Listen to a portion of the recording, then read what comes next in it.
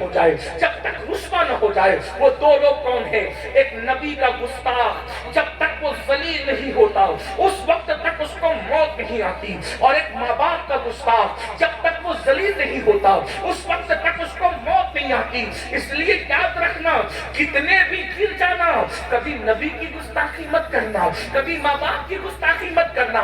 فرمایا گیا ماں باپ کے گستاخ اور ماں باپ کے بے ادبوں کو مرتے وقت ان کی زبان پہ کلمہ بھی نہیں آتا۔ میرے بھائیوں، ہم لوگ ہزاروں کی تعداد میں جلسہ سننے جمع ہوتے ہیں، مگر افسوس ہے آج ہمارے بوڑھے ماں باپ ہمارے گھروں میں رو رہے ہیں۔ ماں باپ رسوائیوں کے بہانے پر ہے، ماں باپوں سے جو ہے وہ اللہ اکبر مشورہ دینے کا حق چھین لیا گیا ہے۔ ماں باپ کو جو پیار دینا چاہیے۔ عاقبۃ للمتقین والصلاة والسلام علی سید الانبیاء والمرسلین وعلی آلہ واصحابہ الطیبین الطاہرین، اما بعد، فاعوذ باللہ من الشیطان الرجیم، بسم اللہ الرحمن الرحیم، واتقوا اللہ الذی تساءلون بہ والارحام ان اللہ کان علیکم رقیبا، صدق اللہ العظیم۔ غوث اعظم بمنی بے سر و ساما مددے، قبلہ دین مددے، کعبہ ایمان مددے، انتظار کرم تست منی عینی را، اے خدا دیو خدا بینو خدا دا مددے، بگیرداب بلا افتادہ کشتی، ضعیفان و شکستہ رات و پشتی، بحق کے خواجہ عثمان ہارون، مدد کن مدد کن مدد کن یا معین الدین چشتی۔ انتہائی احترام و عقیدت کے ساتھ اپنے اور ساری کائنات کے مرکز عقیدت انیس بے کساں چارہ ساز درد مندہ، ہم غریبوں کے غم گسار، ہم فقیروں کی ثروت، شہریار ارم تاجدار حرم، نوبہار شفاعت، شب اسرا کے دولہا نوشے بزم جنت، دانائے سبل مولائے کل ختم الرسل، خسرو خوباں سیاح لامکاں، وجہ کن فکاں، در اللہ مکنون، سر اللہ مخزون، عالم ما کانا و ما یکون، آب و گل انبیاء، جان و دل اسبیاء، مطلع ہر سعادت، مقطع ہر سیادت، خلاصہ کائنات، فخر موجودات، حضور مد مجتبی محمد مصطفیٰ، ارواحنا فدا صلی اللہ تعالی علیہ وآلہ وصحبہ وبارک وسلم کی بارگاہ کے بے کس پناہ میں جس طریقے سے پڑھاؤں سب مل کر بلند آواز سے میرے ساتھ پڑھنے، الصلاۃ والسلام علیک یا رسول اللہ، الصلاۃ والسلام علیک یا نبی اللہ۔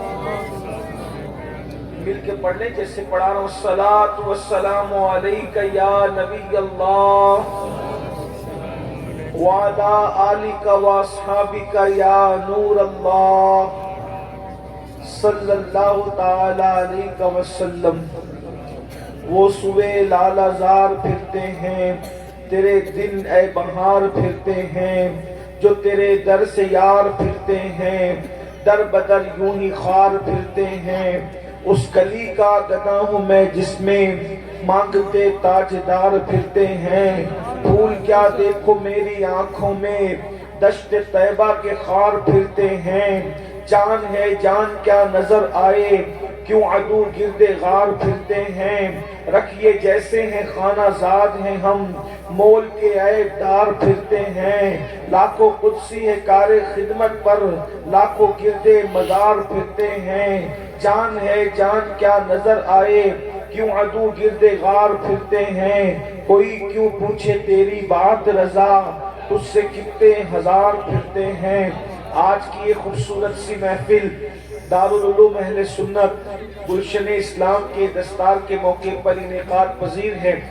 اس پر میں جو حفاظ جنہوں نے قرآن مقدس کو اپنے سینے میں محفوظ کیا، ان سب کے سرپرستوں کو اور ادارے کے تمام ذمہ داروں کو، بالخصوص حضرت قاری اصغر صاحب اور ان کی پوری ٹیم کو مبارکباد پیش کرتا ہوں۔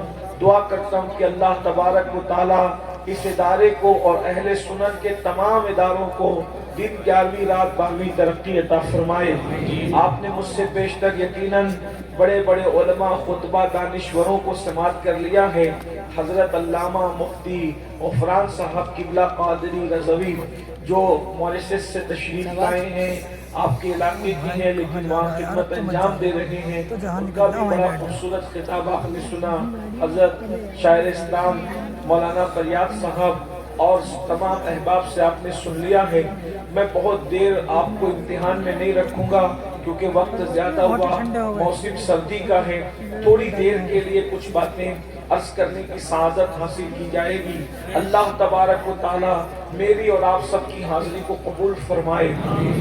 مجھے جو دعوت دی گئی تھی یہ سلطان الہند قطب المشائخ بیروبر حضرت سرکار غریب نواز رضی اللہ تعالیٰ کے عرس کی تقریب میں، مگر شاید پرمیشن نہ ملنے کی وجہ سے یہ محفل ادھر سے اس طرف ہو گئی، تو میں چاہتا ہوں کہ حضور سلطان الہند کی بارگاہ میں ہی ہم خراج عقیدت پیش کریں۔ دنیا کے اندر بے شمار اولیاء کرام ہیں، بڑے بڑے اولیاء اللہ اس زمین پر تشریف لائے ہیں، لیکن دعوت و تبلیغ کے میدان میں جتنی کامیابی اللہ نے سلطان الہند کو عطا فرمائی ہے بہت کم بزرگوں کی زندگی میں دیکھنے کو ملتی ہے۔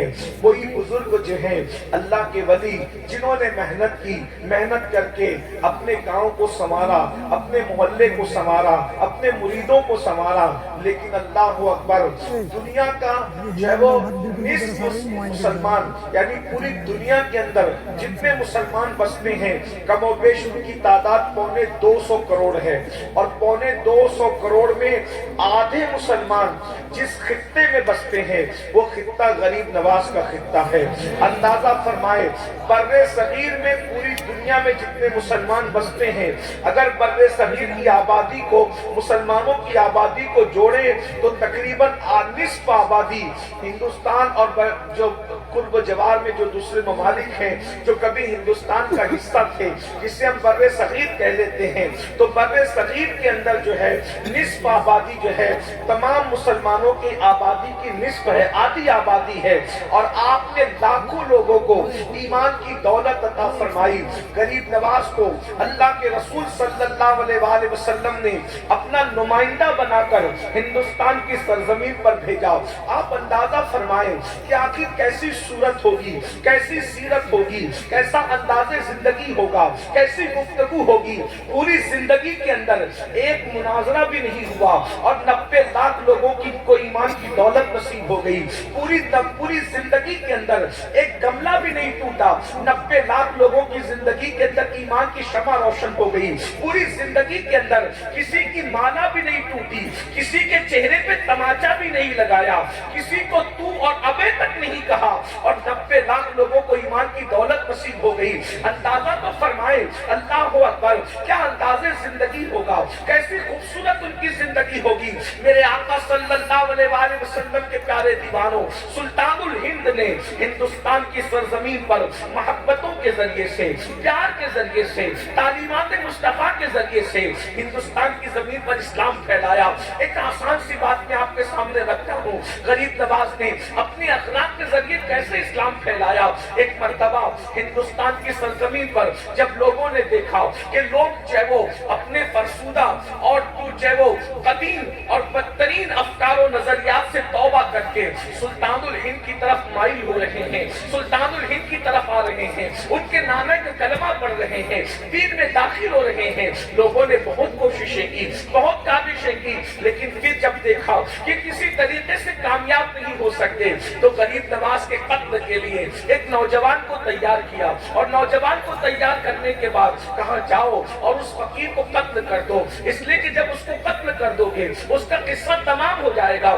میرے نوجوانوں غور سے سننا، ہمیشہ یاد رکھنا، عید کا جواب پتھر سے نہیں دیا جاتا، گالی کا جواب گالی سے نہیں دیا جاتا، کانٹوں کے مقابلے میں کانٹے نہیں بچھائے جاتے، نفرتوں کے مقابلے میں نفرتوں کا سوداگر نہیں بنا جاتا، اس لیے کہ اگر کانٹوں کے مقابلے میں کانٹے بچھاؤ گے تو زمین کانٹوں سے بھر جائے گی۔ ہم اپنے ولیوں کے آستانوں پر چادریں تو ڈالتے ہیں، پھول تو پیش کرتے ہیں ان سے ہم سیکھتے کیا ہے؟ واللہ اگر ہم نے اللہ والوں سے ان کی تعلیمات کو سیکھ لیا ہوتا تو نفرتیں ختم ہو چکی ہوتی. زمین کے اوپر جو ہے اللہ اکبر یہ جو لوگوں کی زبان سے جو ہے شعلے نکلتے ہیں، لوگ بدترین طور پر نفرتوں کے سوداگر بنے ہوئے ہوتے ہیں. یہ ساری چیزوں کا خاتمہ ہو جاتا. میرے بھائی یاد رکھنا، کسی بہت بڑے مفکر نے کہا تھا گندگی کو گندگی سے صاف نہیں کیا جاتا، گندگی کو پانی سے صاف کیا جاتا ہے. اس لیے تم گندگی مت بنو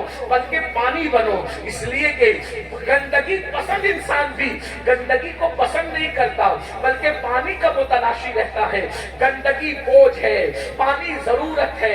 اچھی طرح یاد رکھنا، لوگوں کی ضرورت بنو گے تو عزت پاؤ گے. جب پانی نہیں آتا تو ہندو بھی دعا کرتا ہے پانی برس جائے، مسلمان بھی دعا کرتا ہے پانی برس جائے، سکھ بھی دعا کرتا ہے پانی برس جائے، عیسائی بھی دعا کرتا ہے پانی برس جائے.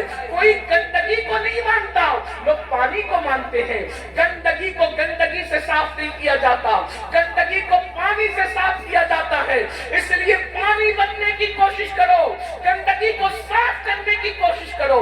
اگر کوئی رشتوں کو توڑتا ہے ہمیں جوڑنے کی ضرورت ہے، کوئی ہم سے دور جاتا ہے ہمیں اس کے قریب جانے کی ضرورت ہے، کوئی نفرتوں کی بولی بولتا ہے ہمیں محبتوں کی بات کرنے کی ضرورت ہے.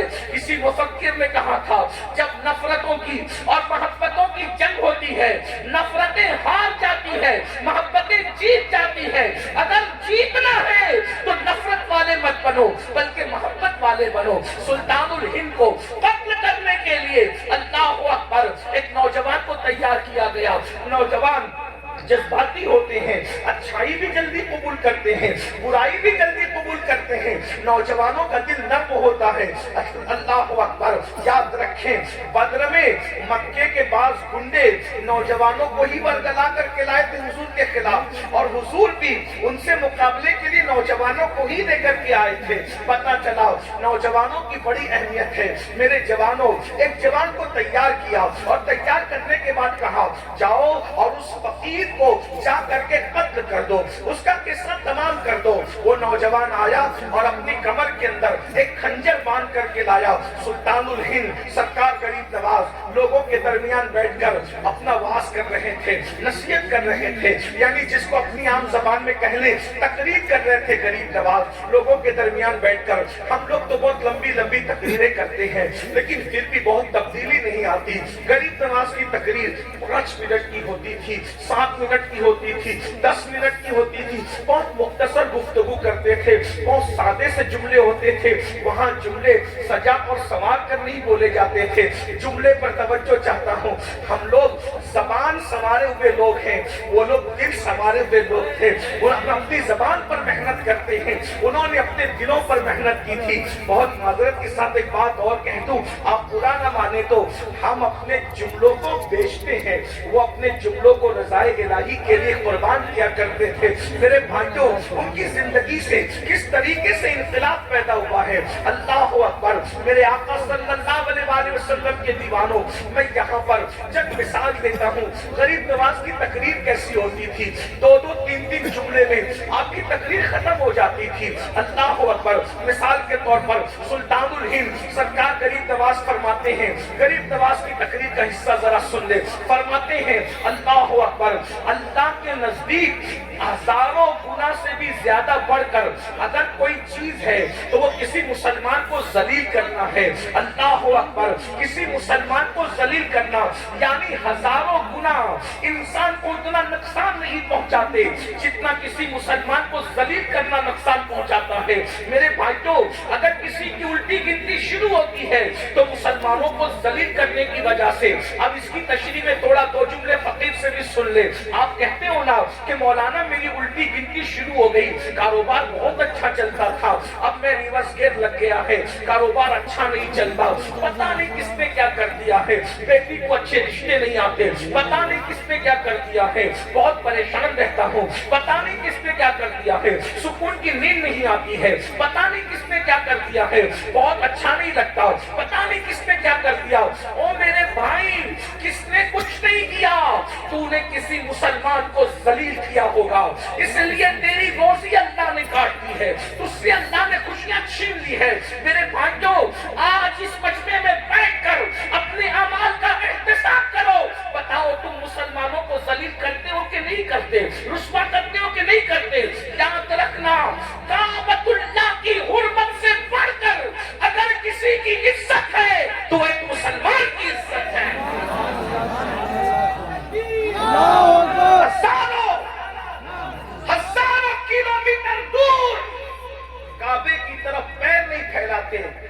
آپ کے اس ادب کو سلام کرتا ہوں، بہت اچھا کرتے ہو، لیکن جس کی حرمت کعبے سے بڑھ کر ہے اس کو ماں بہن کی گالی دیتے ہو؟ کس دین پر عمل کر رہے ہو؟ اللہ کے رسول صلی اللہ علیہ وآلہ وسلم نے ایمان والے کی حرمت کو کعبۃ اللہ سے بڑی فرمایا اے کعبے تیری حرمت بہت بڑی ہے، جو تیرے ارد گرد چکر لگائے اس کے گناہ معاف ہوتے ہیں، مگر اے کعبہ تیری حرمت سے بڑھ کر میرے ایمان والے امتی کی حرمت ہے۔ اگر مسلمان یہی سوچ لے کہ مومن کی حرمت کعبے سے بڑھ کے ہے تو کیا کسی مومن پہ کیس کرے گا؟ کسی مومن کی غیبت کرے گا؟ جب کعبے کی برائی نہیں کرتے تو جس کی حرمت کعبے سے بڑھ کر ہے اس کی غیبت کیسے کرتے ہو؟ جب ہزاروں کلومیٹر دور کعبے کی طرف پیر نہیں پھیلاتے تو جس کی حرمت کعبۃ اللہ سے بڑھ کر ہے اس کی بیٹی کے رشتے کو غلط بیانی کر کے کیوں توڑتے ہو؟ اس کی اچھی روزی چلتی ہے تو اس کے دشمن کیوں بنتے ہو؟ اس کے خلاف مکر کیوں کرتے ہو؟ دراصل سب سے بڑا مسئلہ یہ ہے کہ ہم نے گوشت انڈا مچھلی کو اسلام سمجھ رکھا ہے، جمعہ کی 2 رکعت نماز کو اسلام سمجھ رکھا ہے، صرف ٹوپی پہننے کو اسلام سمجھ رکھا ہے، صرف چہرے پہ داڑھی رکھنے کو مکمل اسلام سمجھ رکھا ہے۔ ارے داڑھی، ٹوپی، جمعہ کی 2 رکعت سب کی اہمیت اپنی جگہ ہے، مگر اسلام چند ارکان کا نام نہیں ہے۔ اسلام مکمل دین ہے، اسلام مکمل نظام حیات ہے، اسلام مکمل تعلیم ہے۔ اس لیے یاد رکھنا صرف 2 رکعت جمعہ پڑھ کے کوئی کامل مومن نہیں ہو سکتا جب تک کہ مصطفیٰ جان رحمت کے تمام فرامین پر عمل نہ کر لے، مکمل دین نہ سیکھ لے۔ خدا کی عزت کی قسم ہمارا دین اتنا خوبصورت ہے کہ جس دن ہم اس دین کا پرچار کریں گے کوئی ٹی وی چینل پہ بیٹھ کر ہمارے مذہب کو گالی نہیں دے گا، اس لیے کہ اتنا خوبصورت دین کسی کے پاس نہیں ہے جتنا خوبصورت دین اللہ نے تمہیں مصطفیٰ جان رحمت کے ذریعے سے عطا کیا۔ اندازہ تو فرمائے ہمارے دین کا حسن کیا ہے، ہمارے دین کی خوبصورتی کیا ہے۔ عرب والوں کو بتاؤ تو وہ قربان ہو جائیں، عجم والوں کو بتاؤ وہ قربان ہو جائیں۔ آج مغربی دنیا میں اسلام ہمارے کردار کی وجہ سے نہیں پھیل رہا ہے، سیرت مصطفیٰ کو پڑھ پڑھ کر لوگ اسلام کے دامن میں پناہ لینے پہ مجبور ہو رہے ہیں۔ آئیے اپنے دین کی طرف آئیے، اپنے دین پر عمل کیجئے۔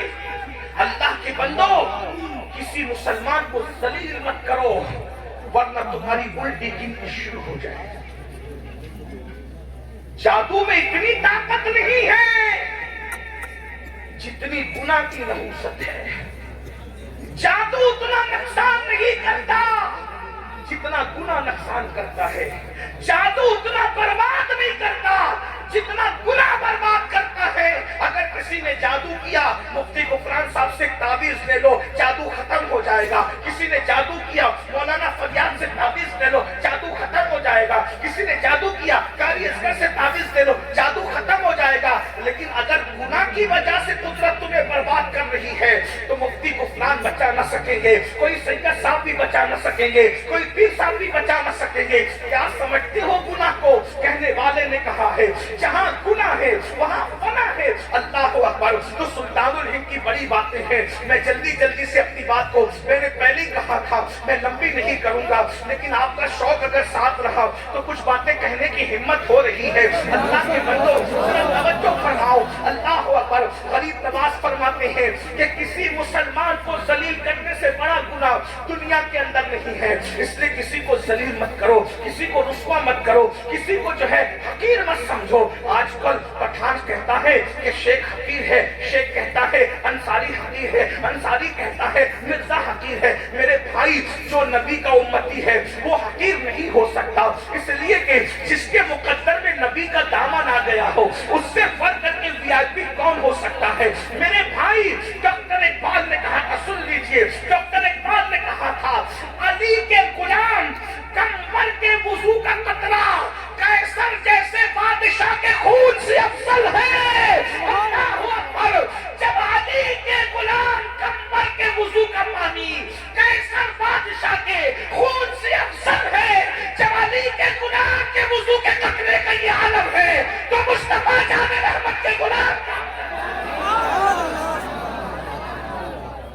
اندازہ تو فرمائے، کون تو فرمائے. اس لیے کوئی برادری حقیر نہیں ہے، کوئی سلسلہ حقیر نہیں ہے، کوئی مسلمان حقیر نہیں ہے. نبی کا جو غلام ہے ہمارا وہ امام ہے. سیدنا فاروق اعظم جب بھی بلال کو کہتے تھے، حضرت فاروق اعظم عربی ہو کر حبشی بلال کو کہتے تھے، خاندانی آزاد ہو کر غلام کو جو آزاد کرتا غلام تھا اس بلال کو کہتے تھے یا سیدنا بلال، یا سیدنا بلال، اے بلال تو میرا سردار ہے، تو میرا سردار ہے. لوگ کہتے ہیں غلام کو سردار کہتے ہو، کہا تم اس کا چہرہ دیکھتے ہو اور اس کے مصطفیٰ والا میں دل دیکھتے ہوں. یہ میرے نبی کا عاشق ہے، اس لیے کسی کو ذلیل کرنے سے الٹی گنتی شروع. اب آپ سے میں بات کہوں، جب عام مسلمان کو ذلیل کرنا، توجہ اس کو چھوڑتے ہیں. ہاں محبت ہے حق کی، میں ان کا بیان سنیں، توجہ سے بیان سنیں، غور سے فرمائیں. جب عام مسلمان کو ذلیل کرنا، توجہ، عام مسلمان کو ذلیل کرنا ہزاروں گنا پر بھاری ہے. یعنی ہزاروں گنا کرنے سے وہ نقصان نہیں ہوتا جو ایک مسلمان کو ذلیل کرنے سے ہوتا ہے. جب ایک عام مسلمان کو ذلیل کرنا اتنا برا ہے تو جو اپنے ماں باپ کو ذلیل کرتے ہیں، جو اپنے ماں باپ کو رسوا کرتے ہیں، رات و دن ماں باپ کو دکھ میں چلاتے ہیں، ٹینشن دے کر چلاتے ہیں، انہیں تکلیف پہنچاتے ہیں، انہیں اذیت پہنچاتے ہیں. ماں باپ اگر خرچہ مانگتے ہیں وہ کہتے ہیں ان بڈھا بڈھی کے پیچھے کہ ہم برباد ہو جائیں، جتنا کمائیں ان کی دوا پہ خرچ کر دیں، جتنا کمائیں انہی کے پیچھے لگا دیں، جتنا کمائیں سب انہی پہ لٹا دیں. میرے بھائیوں یاد رکھنا، اللہ کے رسول صلی اللہ علیہ وآلہ وسلم نے فرمایا تیرے ماں باپ اگر تجھ سے راضی ہے تو تجھ سے اللہ بھی راضی ہے. ماں باپ ناراض ہے تو اللہ بھی ناراض ہے. مجھے بتاؤ، جب تم کسی پکنک پر جاتے ہو، کسی ہوٹل میں جاتے ہو، چائے کافی پینے جاتے ہو، سیر و تفریح کے لیے جاتے ہو، اور اگر چائے کا، کافی کا، کھانے کا بل آتا ہے تو ہر دوست اپنی جیب میں ہاتھ ڈالتا ہے. وہ اپنا کریڈٹ کارڈ نکال رہا ہے، وہ اپنا بینک کا کارڈ نکال رہا ہے، وہ اپنا ATM نکال رہا ہے، وہ اپنی جیب میں ہاتھ ڈال کے پاکٹ نکال رہا ہے. آپس میں کیوں لڑ رہے ہیں؟ بل میں دوں گا، میں دوں گا، میں دوں گا. دوستوں کی پارٹی میں بل میں دوں گا، میں دوں گا، اور ماں باپ ہاسپٹل میں ہو تو پھر آپس میں لڑتے ہو، بھائی تیری ماں نہیں ہے تو بل دے گا، تیرا باپ نہیں ہے تو بل دے گا. یاد رکھنا، حج کرنے پہ وہ ثواب نہیں ملتا جو ماں باپ پہ خرچہ کرنے پہ ملتا ہے. ماں مسجد بنانے پہ وہ ثواب نہیں ملتا جو ماں باپ پہ خرچہ کرنے پر ملتا ہے. میرے بھائیوں ایک بات بتاؤں، آپ کروڑوں خرچہ کر دو، ایک منٹ تمہاری زندگی کا بڑھ نہیں سکتا، لیکن میرے رسول فرماتے ہیں کہ اگر کسی کی زندگی کے 3 دن بچے ہوتے، 3 دن، اور وہ اپنے ماں باپ پہ خرچہ کرے، ماں باپ کی خدمت کرے، ماں باپ کو خوش کرے، تو اس کی 3 دن کی زندگی اللہ کبھی 3 سال تک بڑھا دیتا ہے، کبھی 30 سال تک بڑھا دیتا ہے. ماں باپ کی خدمت سے عمر لمبی ہوتی ہے، ماں باپ پہ خرچہ کرنے سے عمر لمبی ہوتی ہے. اور جو ماں باپ کو ذلیل کرتے ہیں، ماں باپ کو رسوا کرتے ہیں، ماں باپ کو دکھ دیتے ہیں، ماں باپ کو تکلیف پہنچاتے ہیں، میرے آقا فرماتے ہیں 30 سال کی عمر ہوتی ہے تو اللہ گھٹا کے 3 سال کر دیتا ہے، اور ذلیل کرتا ہے تو کبھی کبھی 3 سال سے بھی 3 دن کر دیتا ہے. ماں باپ کو ذلیل کرنے والا جلدی مرتا ہے. صوفیہ کہتے ہیں 2 لوگ دنیا ہی میں عذاب چکتے ہیں، ہر ایک کا عذاب تو مرنے کے بعد ہے، لیکن 2 لوگوں کو اللہ اس وقت تک موت نہیں دیتا جب تک وہ ذلیل نہ ہو جائے، جب تک رسوا نہ ہو جائے. وہ 2 لوگ کون ہیں؟ ایک نبی کا گستاخ جب تک وہ ذلیل نہیں ہوتا اس وقت تک اس کو موت نہیں آتی، اور ایک ماں باپ کا گستاخ جب تک وہ ذلیل نہیں ہوتا اس وقت تک اس کو موت نہیں آتی. اس لیے یاد رکھنا، کتنے بھی گر جانا، کبھی نبی کی گستاخی مت کرنا، کبھی ماں باپ کی گستاخی مت کرنا. فرمایا گیا ماں باپ کے گستاخ اور ماں باپ کے بے ادبوں کو مرتے وقت ان کی زبان پہ کلمہ بھی نہیں آتا. میرے بھائیوں ہم لوگ ہزاروں کی تعداد میں جلسہ سننے جمع ہوتے ہیں، مگر افسوس ہے آج ہمارے بوڑھے ماں باپ ہمارے گھروں میں رو رہے ہیں. ماں باپ رسوائیوں کے بہانے پر ہے. ماں باپوں سے جو ہے وہ اللہ اکبر مشورہ دینے کا حق छीन लिया गया है। माँ बाप को जो प्यार देना चाहिए था वो प्यार नहीं दे रहे हैं। लोग कहते हैं मौलाना हम तो खिदमत करते हैं। याद रखना मेरे भाई, रोटी कपड़ा और मकान लोग तो काम वाली औरतों को भी दे देते हैं। रोटी कपड़ा मकान देने की बात नहीं है मेरे भाई, रोटी तो लोग कुत्तों को भी दे देते हैं। याद रखना रोटी देने का मसला नहीं है। इस्लाम में माँ बाप की खिदमत का मतलब ये है कि कम से कम उनको बादशाहों की तरह रखो, कम से कम, और अपने आप को उनका गुलाम तस्वुर करो। अल्लाह अल्लाह, जिस आला हजरत के पड़ोस में रहते हो वो इमाम अहमद रजा अपनी किताब में लिखते हैं कि माँ बाप से बात डायरेक्ट नहीं कर सकते। माँ बाप के आदाब ये हैं, अगर बात करना है तो पहले माँ बाप से इजाजत लो। अगर वो इजाजत दे तो ऐसी बात करो जैसे कोई गुलाम अपने आका से बात करता है। अब आप मुझे बताएं कि हम इस पर, ये भी तो मस्तके आला हजरत है, इस मस्तके आला हजरत पर कब अमल करोगे? क्या मस्तके आला हजरत सिर्फ जलसों के नारों की हद तक है या अमल के लिए भी है? याद रखना गुस्ताख रसूल की तकफीर भी मस्तके आला हजरत है, और माँ बाप की तौहीन से बचना ये भी मस्तके आला हजरत है। गुस्ताख से दूर रहना ये भी मस्तके आला हजरत है, और माँ बाप के बादशाहों की तरह ताज़ीम करना ये भी मस्तके आला हजरत है। मेरे भाइयों, दरअसल बात ये है, हमें जो आसान लगता है हम वो ले लेते हैं, हमें जो मुश्किल लगता है वो छोड़ देते हैं। यहाँ बात आई तो मैं एक बात और करके अपनी बात को एंड की तरफ ले जाऊंगा। माँ बाप की बात आई, बहुत हद तक ऐसा होता है कि माँ बाप के बारे में तकरीरें होती है तो हम एक हद तक माँ बाप से प्यार भी कर लेते हैं। आज हमारे मुआशरे में सबसे बदतरीन जो हाल है वो बहनों का हाल है। यहाँ पर हजारों की तादाद में तो नहीं, सैकड़ों की तादाद में माएँ और बहनें बैठी हुई है। मैं दिल के दर्द के तौर पर एक बात रखता हूँ, आजकल बहनों का हाल बड़ा खतरनाक है। बेटियों का तो अभी कुछ नहीं कहता, वक्त भी इतना नहीं है सबके मैं उन्वान समेटूं, लेकिन बहनों का हाल बहुत खतरनाक है। बहनें आज बहुत जलील हो रही है, भाई लोग बहनों का हिस्सा नहीं दे रहे हैं, बहनों को बहुत तड़पाते हैं। पहले ऐसा होता था हमारे बचपने में कि जब सर्दियों की छुट्टी आती थी, गर्मियों की छुट्टी आती थी तो औरतें जो है अपने मैके जाती थी, यानी अपने माँ के घर जाती थी बच्चों को लेकर, और वो जितने दिन छुट्टियों के रहते थे उतने दिन जब वो अपनी माँ के घर रहती थी, अपने माँ के घर रहती थी। अल्लाह अकबर। मगर आज औरतें अपनी माँ के घर नहीं जाती, डर है, भाई को अच्छा नहीं लगता, भावज को अच्छा नहीं लगता, इसलिए अब वो सिलसिला टूट गया है। इसलिए कि जब बहनें आने वाली होती है तो भाई का मूड ऑफ हो जाता है, बहनों से आज कोई बात सही नहीं करता, एक तो उनका हिस्सा नहीं देते। याद रखना सहाबा कहते थे जब तक के बहन बेटियों का हिस्सा देते रहोगे तब तक कयामत नहीं आएगी, जब बहन बेटियों का हिस्सा देना बंद कर दोगे तो कयामत का इंतजार करो। ये जालिम हुक्मरां कयामत की निशानियों में से एक निशानी है, ये बर्बादियां कयामत की निशानियों में से एक निशानी है, ये तुम्हारे घरों पे बुलडोजर चढ़ना कयामत की निशानियों में से एक निशानी है। बहन बेटियों का हिस्सा दे दो, ये तबाही नहीं आएगी, ये बर्बादी नहीं आएगी। रिश्तों का त्याग करो, ये बर्बादी और तबाही नहीं आएगी। मेरे भाइयों, आओ एक बहन की इज्जत किस तरह की जाती है जरा उसको सुन लीजिए ताकि हम सीख ले बहन का मर्तबा क्या है। आज हमारी बहन से हमारी बात बंद है, बहन की कोई इज्जत नहीं है। आज जलसों में हम टॉपिक देते हैं लड़कियां मुर्तद हो रही है, क्यों मुर्तद हो रही है? अरे बहन को अगर तूने उसका हक दिया होता, बहन गुर्बत की चक्की में न पिसती, बहन को तूने प्यार दिया होता। पता है आज बच्चियों को रिश्ते नहीं आते तो भाई उसको जहर की निगाह देखता है, तू जलील है, तू रुस्वा है, तू मनहूस है, इसलिए तुझे रिश्ते नहीं आते। जब उसको भाई का प्यार नहीं मिलता, जब उसको बाप का प्यार नहीं मिलता, जब उसको भावज का प्यार नहीं मिलता तो वो बच्ची नाचार दूसरी तरफ जो है प्यार की निगाह से दौड़ती है, और वो जालिम लोग उसको जो है सब बात दिखाकर उसका ईमान छीनने की कोशिश करते हैं। याद रखना जिस घर में बेटी को प्यार मिलेगा वो बेटी कभी बाहर नहीं जाएगी। आज घरों में वो प्यार का माहौल नहीं है। मैं आपको बताऊं रसूलुल्लाह ने बहन से कैसा प्यार किया।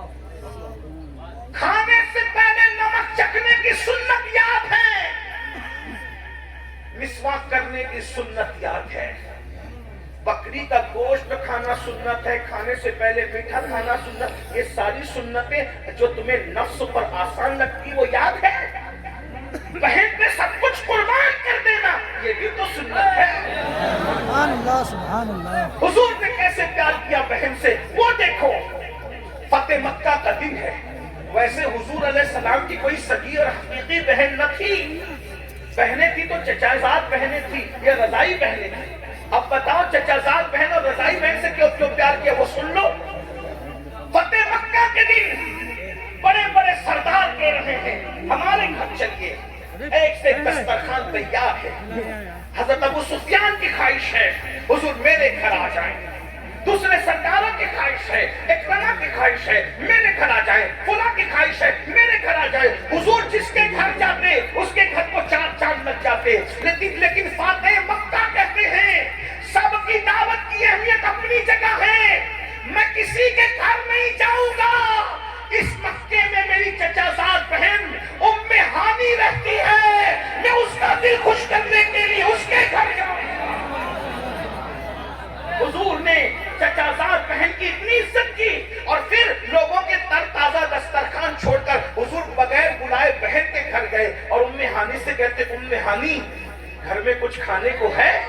ام ہانی کہتی یا رسول اللہ میں تو غریب ہوں، میرے گھر میں باسی سوکھی روٹی پڑی ہوئی ہے، اگر چاہیں تو وہی کھا لیں۔ حضور نے بہن کا دل خوش کرنے کے لیے سوچو، حضور نے بہن کا دل خوش کرنے کے لیے سوکھی روٹی کے ٹکڑے چبانے شروع کیے تو حضور کے ماتھے پہ پسینہ آنے لگا۔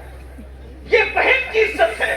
آج بہن سے اپنے تعلقات اچھے نہیں، ہر سال عمرے کو جا رہے ہو، رد کر دیا جائے گا میرے بھائی عمرہ بہت معافی کے ساتھ۔ ہر سال حج کر رہے ہو تمہارے منہ پہ مار دیا جائے گا، مسجدیں بنا رہے ہو جہنم میں کچل دیے جاؤ گے اگر تم نے اپنی بہنوں کو خوش نہیں کیا، اگر تم نے اپنے بھائیوں کو خوش نہیں کیا۔ ارے بہن تو اتنی قیمتی ہوتی ہے کہ بہن کی وجہ سے اس کے سسرالی رشتوں سے حضور نے کتنا پیار کیا۔ جب حنین فتح ہوا، حنین کی فتح ہوئی، مسئلہ تو یہ کہ حضور کی سیرت نہیں پڑھی ہم نے، ہر ننگے دھڑنگے پیروں کی سیرت ہم نے گڑھ گڑھ کے بیان کی، لیکن جس کی سیرت کو خدا بیان کرتا ہے اس کی سیرت سے ہم دور ہو۔ ہمارا تو پورا فوکس صرف کرامتوں پر ہے، سیرتوں پر ہمارا فوکس ہے۔ بتائیے برا مت ماننا، اللہ کے رسول صلی اللہ علیہ وآلہ وسلم حنین کی جنگ میں مال غنیمت ہاتھ آیا، بہت مال ہاتھ آیا، بہن تو پھر بہن ہے، بہن حق جب پیار کرتی بھائی سے۔ اتنے میں صحابہ کے پاس ایک عورت آئی اور وہ عورت آ کر بوڑھی تھی، وہ آ کے کہتی کدھر ہے تمہارا پیغمبر، میں اس سے بات کرنا چاہتی ہوں۔ صحابہ نے کہا تم ایسے کیسے کہہ سکتی ہو، اس طرح ہم اپنے نبی کے بارے میں جملے نہیں سن سکتے، کدھر ہے تمہارا پیغمبر، بات کرنا چاہتی ہوں۔ تو اس عورت نے کہا ارے میں اس کی بہن ہوں، بہن میں اس سے بات کرنا چاہتی ہوں، بہن ہوں۔ صحابہ نے کہا ان کی تو کوئی بہن ہم نے نہیں سنا کبھی۔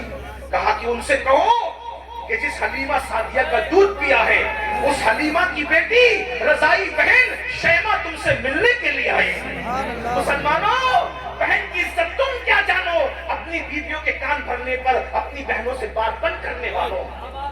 میں اپنی ماں اور بہنوں سے کہتا ہوں اپنے شوہر کو اس کی جنت سے دور مت کرو۔ اگر تم نے شوہر کو اس کے بھائیوں سے دور کیا، اس کی بہنوں سے دور کیا، اس کے ماں باپ سے دور کیا تو تم سے بڑا دشمن تمہارے شوہر کا کوئی نہیں ہے میری بہن، کیونکہ تو اپنے شوہر کو جنت سے دور کر رہی ہے۔ تمہیں چاہیے جس کا جو حق بنتا ہے وہ حق دے دو، تم اپنی بہنوں کا بھی حق دو اور شوہر کی بہنوں کا بھی حق دو، تم اپنے ماں باپ کا بھی حق دو اور اپنے شوہر کے ماں باپ کا بھی حق دو۔ معاشرہ خوبصورت اسی وقت تشکیل پائے گا، حق مانگنے کی بجائے بغیر مانگے لوگوں کا حق تقسیم کرتے رہو، معاشرہ خوبصورت ہوتا جائے گا۔ جب اللہ کے رسول نے سن لو، اللہ کے رسول نے جب شیمہ کا نام سنا، لوگ شیمہ بھی کہتے ہیں شیمہ بھی کہتے ہیں، تلفظات کے اندر میں آپ کو جانا نہیں چاہتا، میں فقیر آدمی ہوں، جس تلفظ سے بھی آپ بولے ٹھیک ہے بات پہنچ جائے، شیمہ بھی صحیح شیمہ بھی صحیح، بہرحال زیادہ صحیح علماء نے فرمایا شیمہ ہے۔ شیمہ کا نام سنا हुजूर उठ कर आए और उठ कर आकर शैमा को देखा। 50 साल के बाद पहली बार मुलाकात हुई थी, बल्कि और ज्यादा सभ्यता था।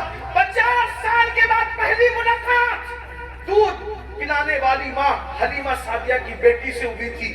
मगर जैसे सुना कि ये शैमा है, हुजूर अलैहिस्सलाम ने अपनी चादर अपनी बहन के लिए जमीन पे बिछा दी। हुजूर ने अपनी चादर अपनी बहन के लिए बिछा दी। वो मुसम्मिल और मुद्दस्सिर वाली चादर हुजूर बहन की इज्जत करते। दूध पिलाने वाली माँ हलीमा की बेटी रज़ाई बहन की ये इज्जत है।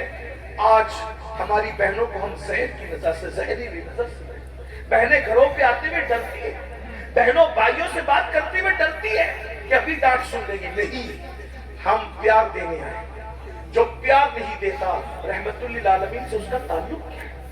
हुजूर ने अपनी बहन के लिए अपनी चादर बिछाई। अपनी बहनों को बुलाओ। अरे बहन का सीना अगर चीर के कोई देख सकता था तो बहनें बताती कि बहन भाई से कितना प्यार करती। भाई बहन से उतना प्यार नहीं करता, लेकिन बहन अपने भाई से बहुत प्यार करती। अल्लाह के रसूल ने अपनी रज़ाई बहन के लिए चादर बिछाई। शैमा बैठो, बिठा दिया। शैमा बैठ गई। फिर हुजूर अलैहि पहले इज्जत दे के बिठाया। फिर तो शैमा 50 साल के बाद आई, इतनी देर कर दी तुमने? कहती या रसूल अल्लाह, या रसूल अल्लाह, ऐसे हालात नहीं थे कि मैं आप तक पहुंचती। मैं आपकी बातें सुनती थी, बातें तो आती थी, लेकिन ऐसे हालात नहीं थे कि मैं आप तक पहुंचती। इतना कहा तो हुजूर ने कहा एक बात बताओ कि तुम ही शैमा हो, इसका सबूत क्या है? कोई गलत बयानी से भी तो काम ले सकता है ना। 50 साल के बाद 50 साल में शैमा जैसी दिखती थी, आज शैमा तो वैसी नहीं दिखती। उस वक्त तो शैमा की उम्र 6-7 साल 8 साल की थी, अब शैमा 50 साल की ऊपर की बुढ़िया हो गई। अब तुम ही शैमा हो, इसका सबूत क्या है? बहन बहन कहने लगी या रसूल अल्लाह, एक बात बताऊंगी, आपको यकीन आएगा। क्या? का एक बात ऐसी है जो सिर्फ आप जानते हैं और मैं जानती हूँ, तीसरा कोई नहीं जानता जमीन के ऊपर। हुजूर ने कहा वो क्या? आप जानते हैं ना, जब आप हलीमा का दूध पीते थे, नन्हे से बच्चे थे, तो मैं आपको गोद में ले लेके इधर उधर फिरती थी, आपका दिल रहा था। एक दिन मैं आपको खींच के कहीं ले जा रही थी और आप आना नहीं चाहते थे। मैं खींच रही थी, आप आना नहीं चाहते थे। मैं खींच रही थी, आप आना नहीं चाहते थे। तो उस वक्त आप मुझ पे नाराज हो गए बचपन में, और नाराज होकर आपने मेरे कंधों के नीचे दांत काटा था। ये आपको पता, मुझे पता है, तीसरा किसी को नहीं पता। हुजूर, ये आपके दांतों की शान है कि उस वक्त जो आपने मेरे कंधों पे दांत काटा था, उसका निशान अब भी मेरे कंधों पर निशाने मोहब्बत की शक्ल में मौजूद है। हुजूर ने सुना, इतना हंसे अपनी शान के मुताबिक कि हुजूर की दाढ़ी नजर आई। हुजूर को अपना खूबसूरत मासूम बचपना याद आ गया। अल्लाह अल्लाह, वो बचपने की फबन, उस खुदा बाकी सूरत पे लाखों सलाम। हुजूर को अपना बचपना याद आया, इतना हंसे अपनी शान के मुताबिक के दाढ़ नजर आई। फिर हुजूर ने फरमाया कि हालात कैसे? बहन ने हालात बताए हुजूर वो, और फिर सहाबा के पास आई। अब सुनना बहन के लिए क्या कुर्बानी थी। सहाबा के पास आई, फरमाया जितना माल गनीमत अपने हिस्से में आया है, क्योंकि अब ये हुनैन वाले मेरी बहन के ससुराली रिश्तेदार होते हैं। देख रहे, ये हुनैन वाले ये मेरी बहन के ससुराली रिश्तेदार होते हैं। क्या मेरी मोहब्बत में मेरी बहन की वजह से तुम इनका माले गनीमत लौटा सकते हो?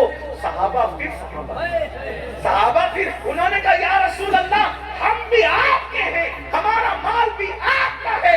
अगर आपकी खुशी इसी में है तो हम अपना सब कुछ आपकी बहन पे कुर्बान कर दें। और वो माले गनीमत वापस कर दिया गया।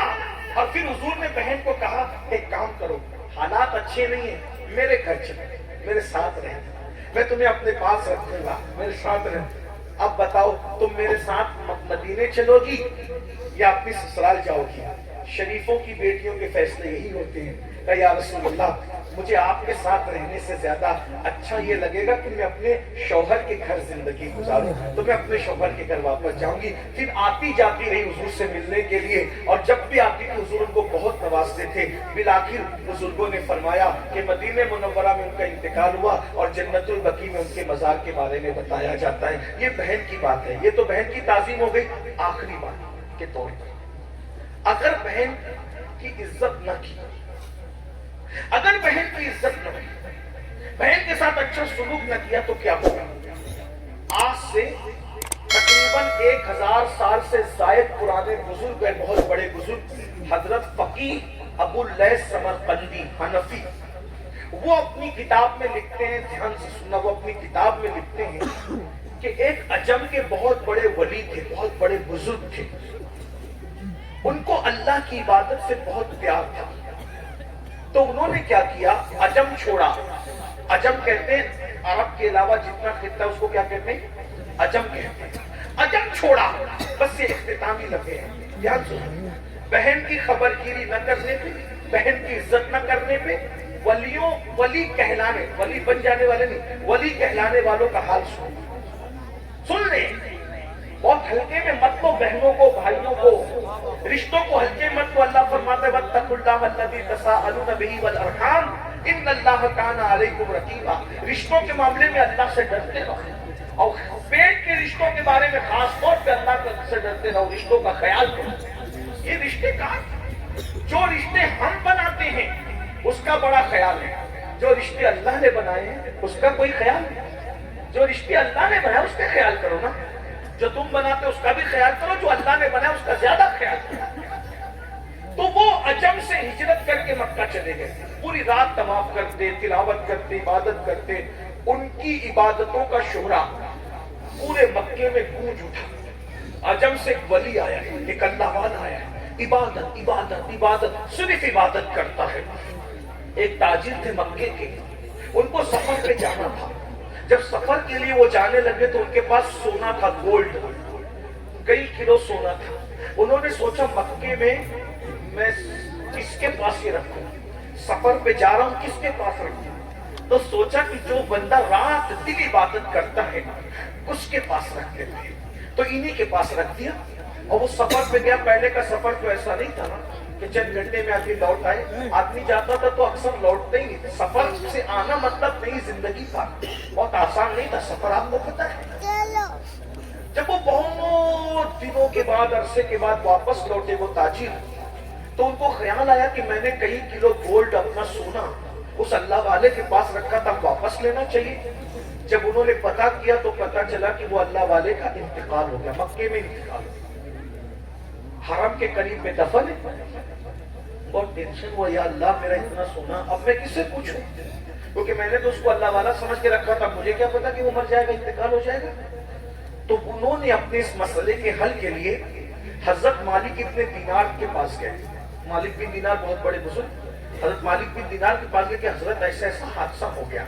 انہوں نے کہا کوئی بات نہیں، وہ نیک تھا، کہا اللہ والا، کہا رات رات بھر طواف عبادت تلاوت کرتے تھے۔ کہا بیٹا دیکھو ایک عمل بتاتا ہوں، اگر تم نے یہ عمل کر لیا تو شب جمعہ میں آدھی رات کے بعد مقام ابراہیم کے پاس جانا، کہ جو مسلمانوں کی جنتی روحیں ہوتی ہے وہ شب جمعہ میں آدھی رات کے بعد کعبے کے طواف کے لیے آتی ہے، جو جنتی ہوگا وہ طواف کعبہ کے لیے شب جمعہ میں آئے گا۔ یہ عمل پڑھ لو، اس کو آواز لگانا، اگر وہ جنتی ہے تو وہ ضرور تجھ سے بات کرے گی اس کی روح۔ یہ عمل آج بھی دنیا میں موجود ہے، بزرگوں کے پاس ہے، ہم لوگ کے پاس نہیں ہے، تو اس کے چکر میں نہیں پڑنا، لیکن جو عبرت کی بات ہے وہ پیش کرنا، مطلب آپ اس عمل کو ڈھونڈنے لگو گے تو یاد رکھیے وہ عمل اب بھی ہے دنیا میں اللہ والوں کے پاس۔ ہمارے محررہ مطہرہ کے سرکاروں سے متعلق میں نے سنا ہے کہ روح کو حاضر کرنے کی عملیات وہاں پر بڑے مضبوط اور پاورفل ہیں، الحمدللہ۔ بہرحال تو بڑی بات، تو کہا کہ یہ عمل پڑھ لو اور شب جمعہ آدھی گزر جائے تو آواز لگانا، اگر وہ جنتی ہے تو تم سے بات کرے گا، تمہیں بتا دے گا۔ یہ عمل پڑھ کے پہنچنے کے بعد آواز لگائی لیکن کوئی جواب نہیں آیا، یاد رکھ کوئی جواب نہیں آیا۔ یہ حضرت مالک بن دینار کے پاس ہے، حضرت مالک کو دینار نے کہا انا للہ و انا الیہ راجعون۔ اس کا مطلب تم جس کو جنتی سمجھ رہے ہو وہ جنتی نہیں ہے، اگر وہ جنتی ہوتا تو اس کی روح ضرور آتی۔ اب اس چونکہ وہ وہاں نہیں ہے تو وہ جہنمی ہے، اب اس کو بھی ملنے کے لیے جانا ہے تو ایک کنواں ہے، اس کا نام ہے بیر برہوت۔ بیر برہوت جو فلاں فلاں ملک میں، وہاں جاؤ، یہ عمل پڑھ کے جاؤ، اب اس کی روح تم کو وہاں ملے گی۔ مرتا کیا نہ کرتا، کئی کلو گولڈ سونے کا معاملہ تھا، وہ پیر برہوت پر گیا، آتی رات کے بعد ہمت کی داد دینی چاہیے، اور وہاں آواز لگائی تو اس کی آواز آئی۔ دیکھ لو، رات رات بھر طواف کے بعد، رات رات بھر تلاوت کے بعد، رات رات بھر نمازوں کے بعد، نوافل کے بعد، مکے میں دفن ہونے کے بعد جنت نہیں ملی، جنت نہیں ملی، کیونکہ شیطان کی عادت ہے فرائض اور واجبات سے ہٹا کر نوافل میں الجھا دیتا ہے انسان کو۔ پہلے فرائض اور واجبات ہے، نوافل کا بعد میں مرتبہ ہے۔ میرے بھائیوں، آج ہم بھی اسی میں الجھے ہوئے ہیں۔ جب وہاں پر آواز لگائی، انہوں نے آواز دی، کہا اے اللہ کے برگزیدہ بندے، میں تو تمہیں نیک سمجھتا تھا، میرے گولڈ کو تاجر تھا، میرے گولڈ کو، میرے سونے کا کیا ہوا؟ وہ کہا کہ میں خیانت کرنے والا نہیں، میں نے تمہارے سونے کو اپنے گھر کے زینے کے نیچے دفن کیا ہے، جاؤ اور اپنی امانت لے لو۔ انہوں نے کہا بہت اچھا، آپ واقعی نیک ہے، اتنے امانت دار ہیں، آپ سے ایک سوال کرتا ہوں، اتنے نیک ہو کر جہنم میں کیسے آ گئے؟ تو انہوں نے کہا ساری عبادت دھری کے دھری رہ گئی، ایک گناہ کی وجہ سے جہنم میں آ گیا، بس ایک گناہ ہے۔ اب وہ کیا گناہ ہوا آپ سے؟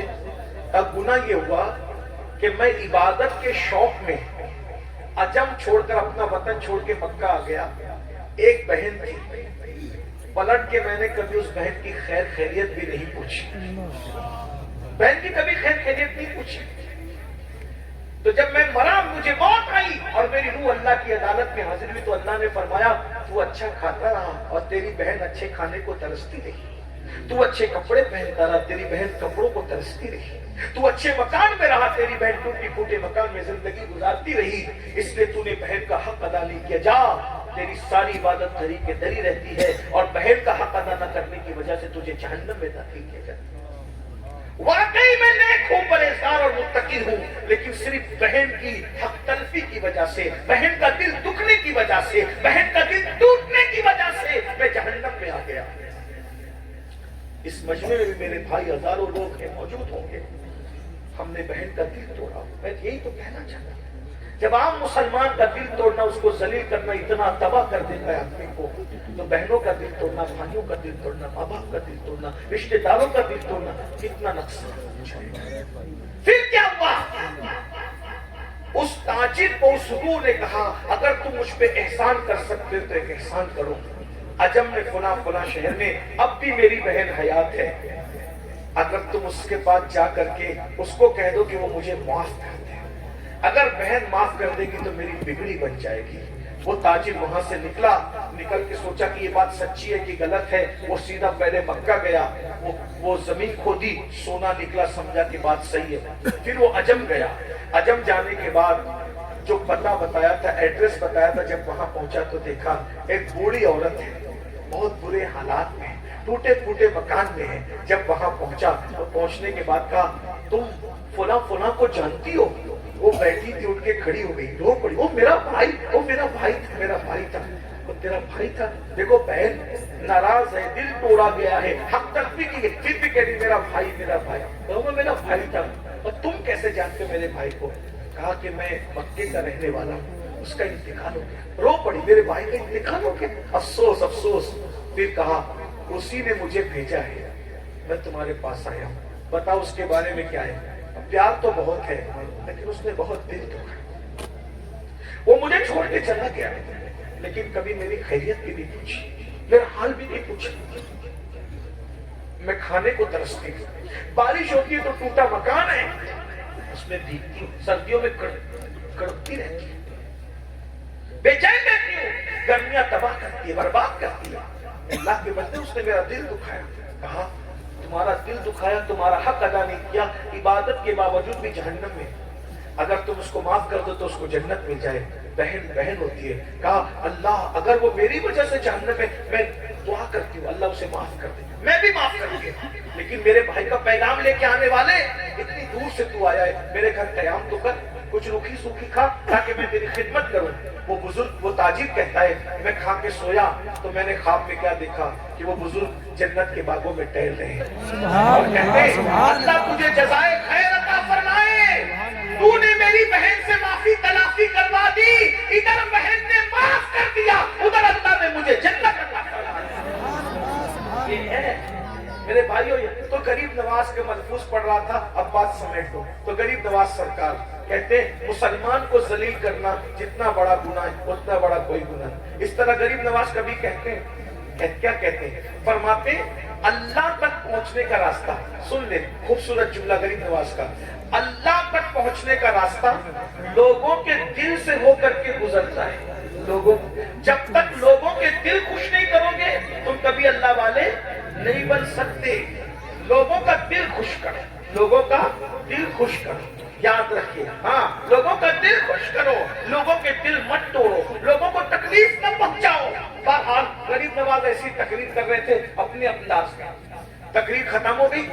تقریر ختم ہونے کے بعد غریب نواز نے سب کو مسکرا کے دیکھا اور مسکرا کو دیکھ کر کے غریب نواز فرماتے ہیں کہ بھائی سب کا کام ہو گیا، سب نے کہا ہو گیا بھائی، سب کا کام ہو گیا، ایک بندے کا کام ابھی بچا ہے۔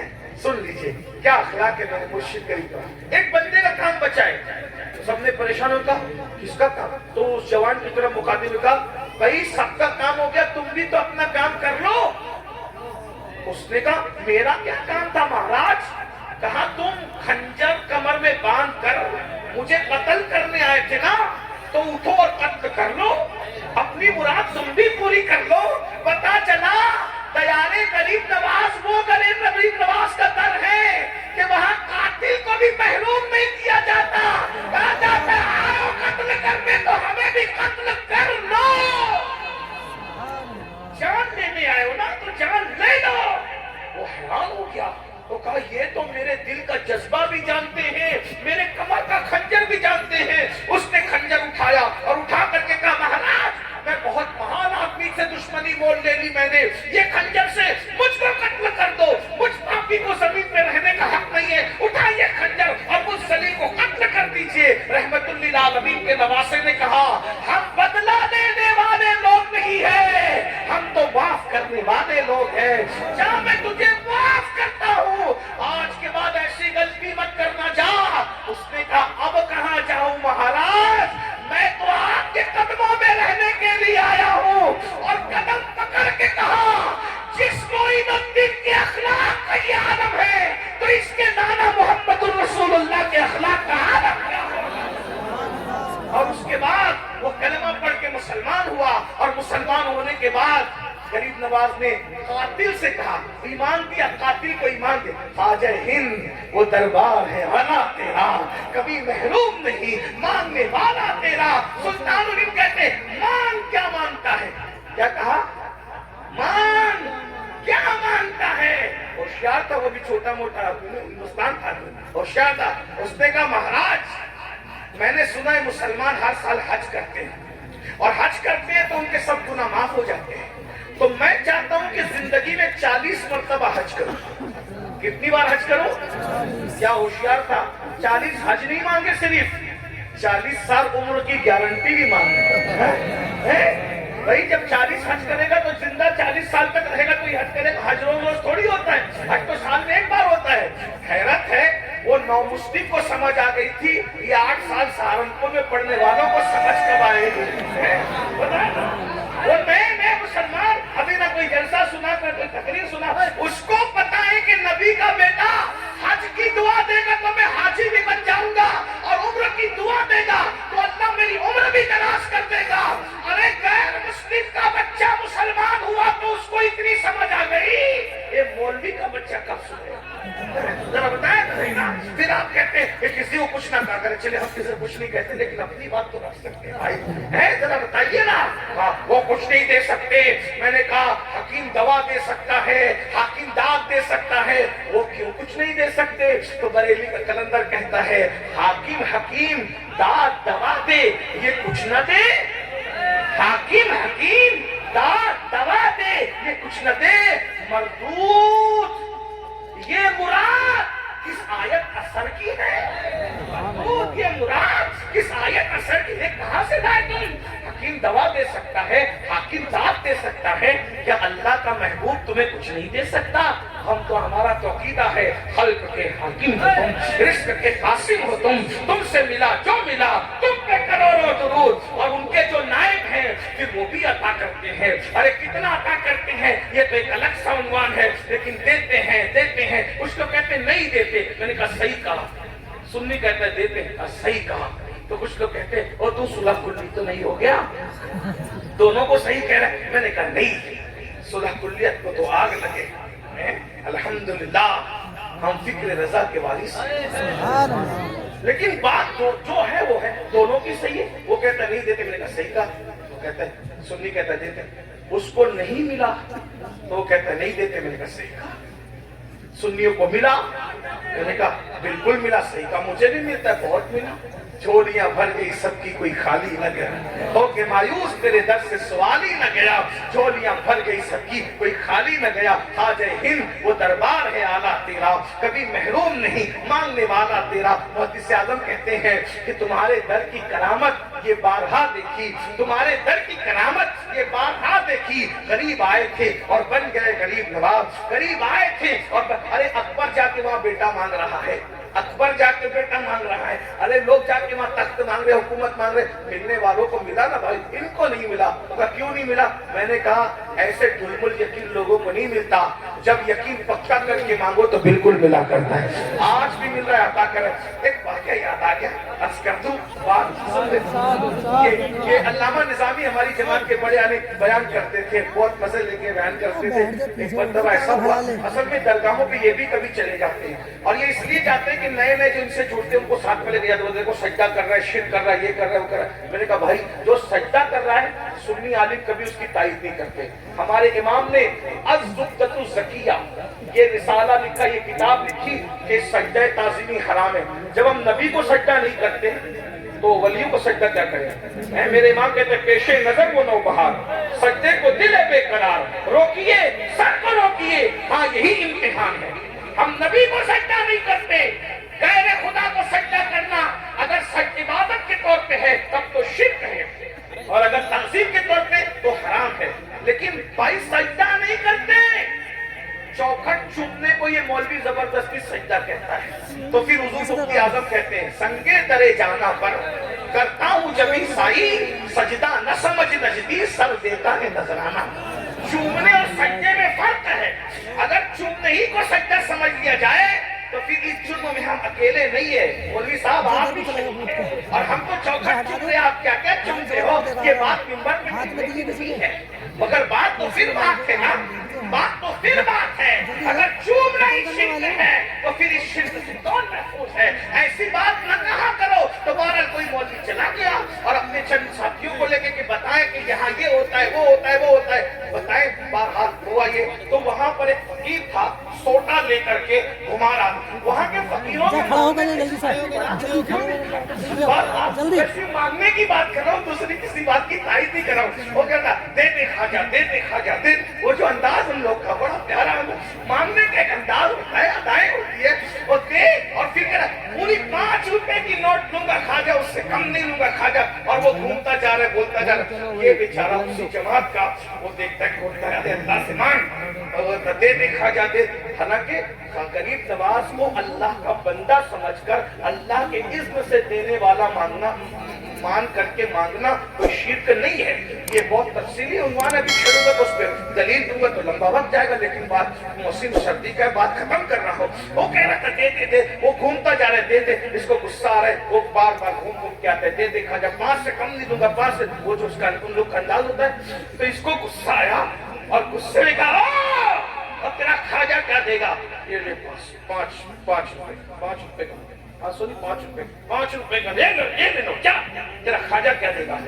فقیر تھا، ہوشیار تھا، فقیر تھا، پہلے نوٹ پہ قبضہ کیا اور جیب میں رکھا، اور جیب میں رکھ کے ہوتا ہے او خواجہ تیرے بلہاری جاؤں، اب تو دیکھا تھا کہ غلاموں سے دلاتا ہے، آج یہ بھی دکھا دیا کہ دشمنوں سے بھی دلا دیتا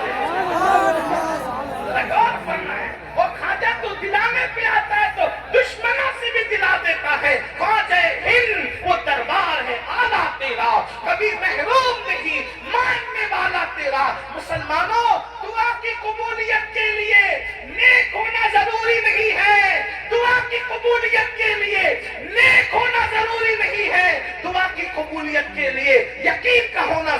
ہے. اگر یقین سے مانگو گے، اگر یقین سے مانگو گے تو اللہ بھی عطا کرے گا، یقین سے مانگو گے تو نبی بھی عطا کریں گے، یقین سے مانگو گے تو ولی بھی عطا کریں گے. اور اگر جھلمل یقین لے کر کے جاؤ گے کچھ نہیں چلے گا تو وہ مسلمان ہو گیا. اور کہا غریب نواز نے کیا مانگتے ہو؟ مانگو. اس نے کہا 40 حج کرنا چاہتا ہے. 40 حج مانگے. اور جب 40 حج کا پھر مگر یہی نہیں، آخری بات یہ ہے میری کہ جب 40واں حج کرنے جاؤں، جب 40واں حج کرنے جاؤں تو میں واپس نہیں آؤں، میں وہیں رہ جاؤں اور میری قبر وہیں بن جائے. نبی کے لال نے کہا جا تو 40 حج کرے گا، میری دعا ہے. اور جب 40ویں حج پہ جائے گا تو اللہ تیرا ایمان پر وہیں خاتمہ فرمائے گا. اور فرمائیں اس اخلاق کے ساتھ غریب نواز نے ہندوستان میں اسلام پھیلایا.